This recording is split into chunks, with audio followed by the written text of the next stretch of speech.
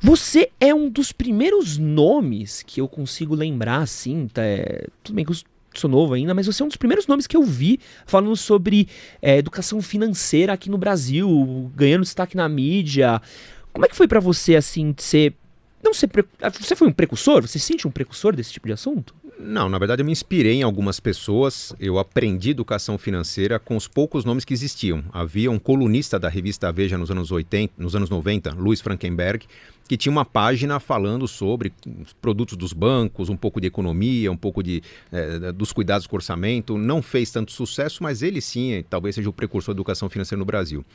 Quando eu escrevi meu primeiro livro, Dinheiro, o Segredo de Quem Tem, o livro que liderava o ranking dos mais vendidos no Brasil, no geral, era Pai Rico, Pai Pobre, do Robert Kiyosaki, um havaiano, um americano.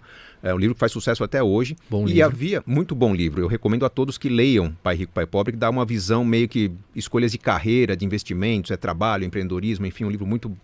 Ele diz muita coisa em poucas palavras, né? É um livro muito inteligente. E ele era o mais vendido do Brasil, e havia um autor brasileiro que estava entre os 10 mais vendidos, que era o Mauro Halford. Ele ficou durante anos na Rádio CBN falando sobre investimentos.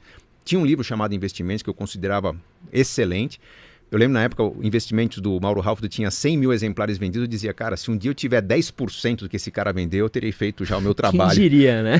Quantos livros você vendeu? Eu tô com um pouco mais de 3 milhões de exemplares vendidos hoje. Uau! Tem história. Metade dessa venda é Casais Inteligentes e Enriquecem Juntos, que continua sendo o meu livro mais vendido, apesar que eu tenho outros livros que eu considero bem interessantes, bem importantes, mas Casais Inteligentes fez história. Hoje todo mundo que se casa acaba ganhando um exemplar do Casais Inteligentes.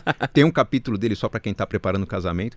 Mas, apesar de não ser o precursor, não ser o pai da educação financeira, eu percebi que havia uma lacuna gigante no Brasil. Quando eu comecei a escrever, o produto de crédito mais utilizado no Brasil, pasmem, era o cheque especial. As pessoas usavam mais, no geral, o volume de cheque especial era maior do que o volume de financiamento imobiliário, financiamento de carro, empréstimos pessoais. Então se usava muito mal os empréstimos, muito mal o crédito. E o produto de investimento mais utilizado, que hoje ainda está entre os primeiros, mas era o número 1, era a caderneta de poupança, que para quem estudou um pouquinho, leu um pouquinho, está bem atrás de produtos de investimento equivalentes em desempenho e segurança. Então eu percebia que tinha muito a ser dito. Escrevi o primeiro livro numa época em que o Brasil tinha juros de 24% ao ano, então basicamente era fácil falar, gente, se você deixar seu dinheiro no banco, ele se multiplica muito. Você vai chegar ao seu primeiro milhão num prazo curto, 7, 8, 10 anos. Hoje já não é tão simples. Na verdade, existem meios para isso, mas não basta pôr o dinheiro na poupança que você vai chegar lá, né? O mercado ficou mais competitivo, mas eu percebi que havia muito a ser falado. O livro mais difícil de escrever foi o primeiro, que eu tive que montar um passo a passo, um manual, começo, meio e fim. Os demais, né, os outros 15 livros que eu escrevi, praticamente foram respondendo a críticas e dúvidas dos leitores dos livros anteriores. Escrevi um livro, alguns diziam, mas legal, entendi, mas e para convencer minha esposa disso, meu marido disso? Nasceu Casais Inteligentes e Enriquecem Juntos. Pô, legal, seu livro é bom, mas o capítulo de filhos é muito pequeno. Nasceu Pais Inteligentes e Enriquecem Seus Filhos. E a cada demanda do público, eu escrevia artigos, respondia textos, criava conteúdo no meu blog, e esse material foi alimentando a criação de novos livros. Não diria que foi um grande trabalho. Olhando no tempo, parece um trabalho muito grande, mas eu não parava para escrever um livro. Na verdade, eu parava para reunir o que eu estava produzindo nos últimos meses sobre um assunto específico, e assim nasceram 16 livros. E nessa sua jornada, como é que você resumiria o que é inteligência financeira? Inteligência financeira é colocar em prática a educação financeira que todo mundo conhece.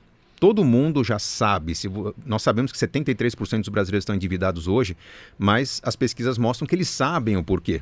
Porque caiu a renda e não tinha reserva de emergências, porque o custo fixo está muito elevado, porque comprou muito a prazo.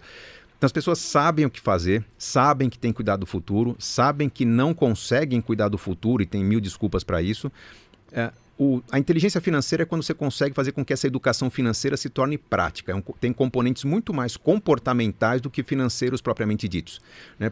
Puxa, se eu ganho, digamos, 2 salários mínimos, que não é uma maravilha, né? O próprio Diese, um órgão de governo, diz que o salário mínimo deveria ser de R$6 mil no Brasil, mas se eu ganho R$2 mil, não dá para viver de maneira digna.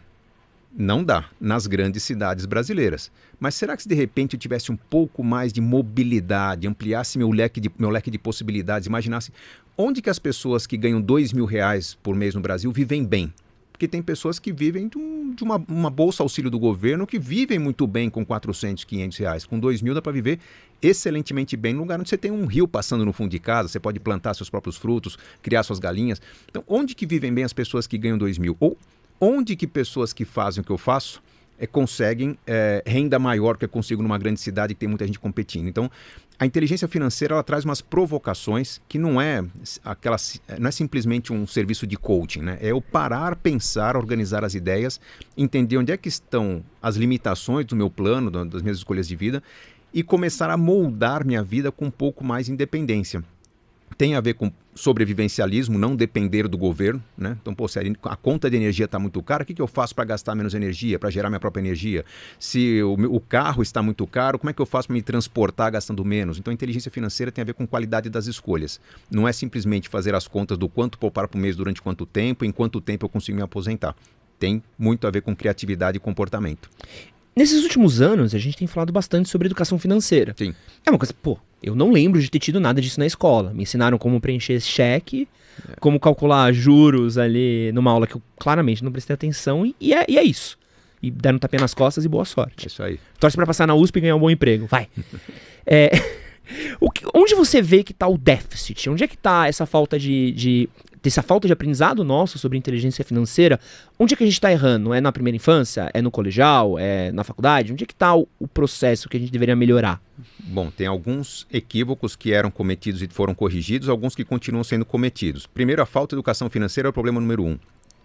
Muito se aprendia sobre português, matemática, história, geografia, enfim, conteúdos que são importantes, mas que com falta de instrumentação, equipamentos, estrutura na escola, até projetos de vida, quando você não coloca um conteúdo interessante num projeto interessante, ele não decola.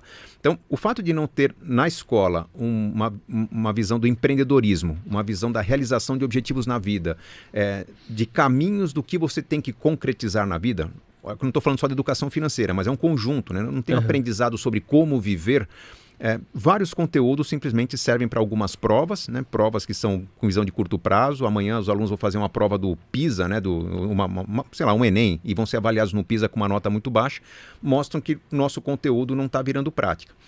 Quando se fala, precisamos ter educação financeira na escola, que já tem, começou em 2020, está na Base Nacional Comum Curricular, as crianças têm hoje na escola, não é ter aula de juros, banco, PIX, criptomoedas. É você ter, como acontece hoje no modelo brasileiro, discussão de finanças em todos os conteúdos. O brasileiro hoje cai em armadilhas porque não sabe ler contratos. Então vamos discutir educação financeira na aula de português. O brasileiro cai em armadilhas porque talvez compre produtos pouco eficientes. Vamos discutir educação financeira na aula de física, química. É como está a educação financeira. Os pais não veem hoje o módulo de educação financeira, mas os filhos estão aprendendo. Havia esse déficit, já corrigimos. Tem um outro déficit muito grande, que é a falta de uma visão empreendedora, que eu acho que deveria estar na escola também. Nós cultuamos durante muito tempo a ideia de que precisávamos resgatar as pessoas que estavam em situação de grande desvantagem, muita desigualdade social. Sim, tínhamos que fazer alguma coisa. Criamos Bolsa Família, auxílio emergencial, uma série de ajudas e facilidades que eram importantes, mas não havia um plano para encerrar essa ajuda. Né? Então você dá um incentivo, você dá um presente para as pessoas. Legal, quem deu esse incentivo vai ganhar votos. Agora, quem vai ser o político com coragem de tirar o incentivo quando a família não precisa mais? Então criou-se a cultura do assistencialismo, que é muito perigosa. As pessoas às vezes vivem num lugar que podem criar uma horta no fundo de casa, podem colher aquela jaca ou aquela manga no pé, na árvore que está no fundo, mas a pessoa está preferindo ficar sentada em casa ou ficar mandando currículo, procurando emprego onde não tem emprego, porque se acostumou com a ajuda dos outros. E isso é muito perigoso. Perceba que se você for para um outro país, não sei se você já morou um tempo fora, eu já morei um tempo no Canadá, quando você imigra para um outro país, um país sério, pelo menos o país que eu morei era assim, no Canadá, você chega, se não tem emprego, o governo te dá um programa chamado Outplacement, preparação para emprego. Legal, gratuito, e se eu tiver filhos ainda ganho uma mesadinha, $800 por mês, gratuito. Só que há um compromisso. Se em um ano eu não conseguir emprego com aquele serviço que o governo me dá, simplesmente eu sou deportado, eu volto para o meu país. Então eu tenho uma pressão para colher resultados com aquele esforço que o governo me dá. Aquilo faz com que a empregabilidade aumente bastante, o desemprego fique baixo, o governo consegue absorver uma série de imigrantes. Então há uma contrapartida, não é simplesmente uma doação, tira do rico e dá para o pobre. Nós precisamos tirar dos ricos e ajudar os pobres para que os pobres fiquem ricos e não para que os pobres continuem dependendo dos ricos. Esse é um grande buraco que nós temos no Brasil hoje. Esse que você assistiu foi um corte do nosso podcast com Gustavo Cerbasi sobre como cuidar do seu dinheiro. Se você quiser assistir o episódio completo, vou deixar ele aqui do lado, junto com um vídeo que eu tenho certeza que você vai gostar. E não esquece de se inscrever no nosso canal.